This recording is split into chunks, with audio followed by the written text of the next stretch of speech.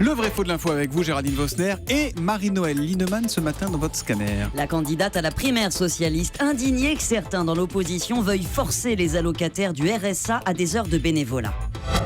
Je rappelle que 40% des gens qui auraient droit au RSA ne le demandent pas. Donc cette idée qu'il y aurait une oisiveté générale, que les gens s'installeraient dans l'assistanat est une erreur.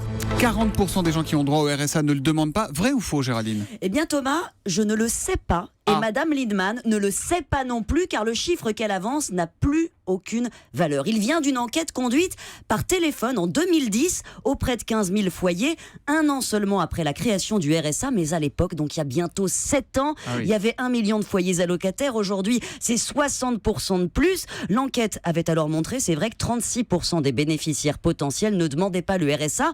Combien sont-ils aujourd'hui? On n'en sait rien du tout. Les données n'ont jamais été actualisées. Et c'est incroyable, Thomas, parce que ce chiffre, il sert quand même de base à toutes les politiques engagées pour améliorer l'accès aux droits des plus démunis. Rappelez-vous ce plan de lutte contre la pauvreté lancé en 2013 par Jean-Marc Ayrault. Les préfets devaient actualiser les données, suivre les évolutions. Personne n'a rien fait. Des études, on en a bien financé, mais plutôt pour mesurer la fraude. Ça veut dire quoi? Qu'on reste aveugle pour des questions de budget, Géraldine? Oui, et ça nous dit quelque chose sur la volonté réelle de lutter contre la pauvreté. Les réformes ont ciblé des gens déjà insérés. La fusion du RSA activité avec la prime pour l'emploi, par exemple, pour encourager le retour au travail, ça marche, mais pour ceux qui restent en dehors du système, qui n'ont vraiment rien, on ne sait rien. Est-ce que ce sont des travailleurs pauvres, des jeunes, des vieux? On ne le sait pas.